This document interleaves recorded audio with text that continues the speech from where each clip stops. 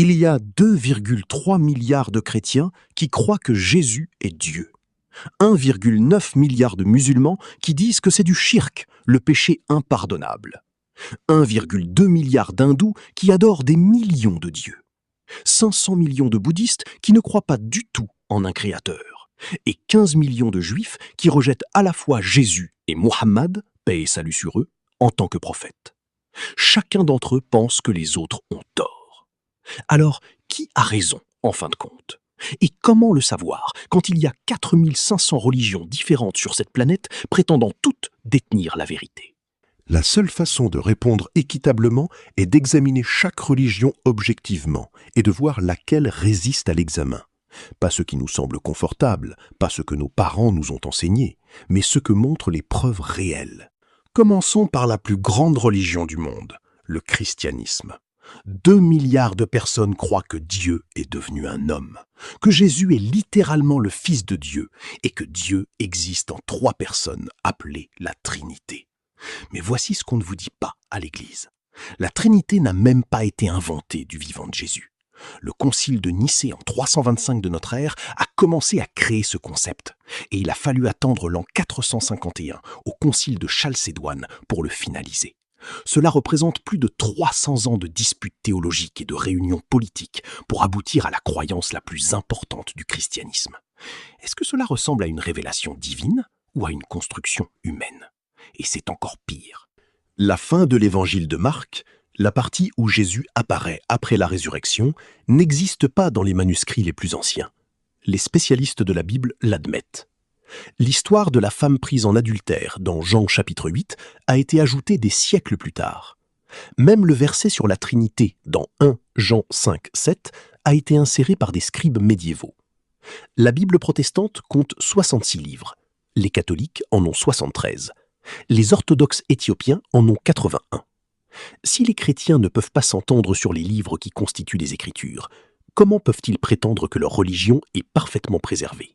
Maintenant, regardons le judaïsme, la deuxième religion abrahamique. 15 millions de fidèles dans le monde. Le problème du judaïsme est simple, c'est une religion de lignée sanguine. Il croit que Dieu a choisi les descendants d'Abraham comme son peuple spécial. Et même si vous vous convertissez, vous êtes traité comme un juif de seconde classe. Le créateur de 7 milliards d'humains favorise-t-il réellement un groupe ethnique par rapport à tous les autres? Cela ne ressemble pas au Dieu qui a créé toute l'humanité de manière égale. Le judaïsme rejette également Jésus et Muhammad, paix sur eux, en tant que prophètes, ce qui crée un énorme problème logique. Car si Dieu a envoyé des prophètes pour guider l'humanité avant Moïse, pourquoi s'arrêterait-il soudainement après Moïse? Et tout comme la Bible, la Torah a également été modifiée au fil du temps, les chercheurs identifiant différents auteurs et sources au sein de ce qui est censé être la parole de Dieu. Qu'en est-il de l'hindouisme? 1,2 milliard d'adeptes, ce qui en fait la 3e religion mondiale.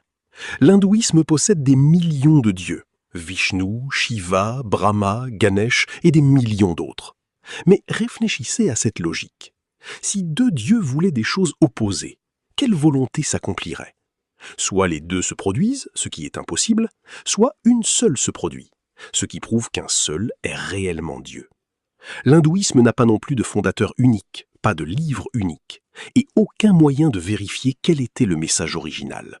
Ainsi, après avoir éliminé le christianisme pour corruption textuelle, le judaïsme pour exclusivité ethnique, et l'hindouisme pour contradiction logique, que reste-t-il? L'islam. Et c'est là que ça devient intéressant, car l'islam ne prétend pas être une religion complètement nouvelle. L'islam reconnaît que le judaïsme et le christianisme provenaient à l'origine de Dieu, révélés par des prophètes comme Moïse et Jésus. Mais le Coran dit au chapitre 2, verset 79, « Malheur à ceux qui écrivent l'écriture de leurs propres mains, puis disent « Ceci vient d'Allah ». Les messages originaux ont été altérés au fil du temps. C'est pourquoi Dieu a envoyé un dernier messager, avec un dernier livre qui serait protégé de la corruption. C'est pourquoi l'islam est appelé la religion abrahamique finale. Le Coran dit qu'il y a un seul Dieu, pas d'associé, pas de fils. Il dit que tous les prophètes, d'Adam à Noé, d'Abraham à Moïse, jusqu'à Jésus, ont enseigné le même message. Adorer un seul Dieu unique. Et il dit que Mohammed est le dernier messager, venu avec un livre qui ne serait jamais corrompu. N'importe qui peut prétendre que son livre est préservé, mais peut-il le prouver? Le Coran a été mis par écrit immédiatement. Le prophète Mohammed, que la paix soit sur lui, avait 65 scribes, enregistrant les versets au moment même où ils étaient révélés.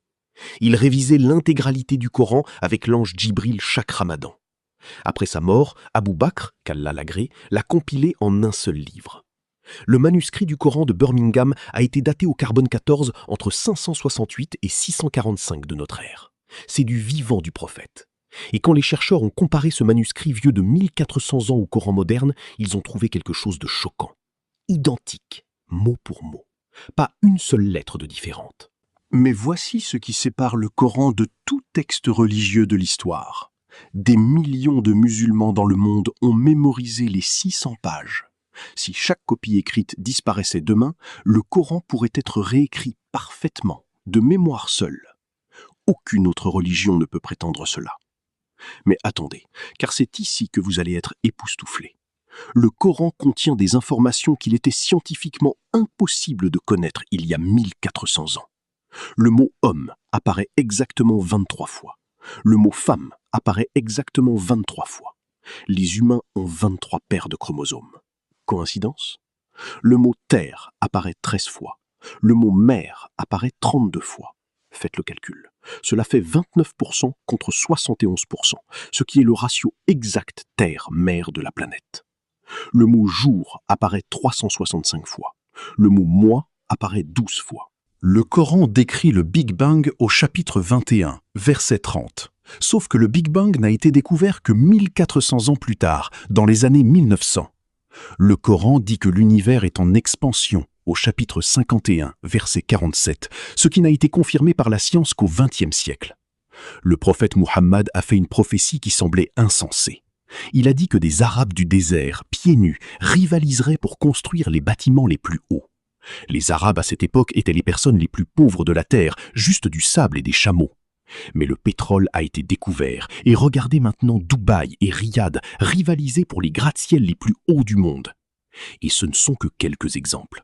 Il y a des dizaines d'autres prophéties et miracles dans le Coran qu'un homme illettré dans le désert il y a 1400 ans ne pouvait pas avoir connus.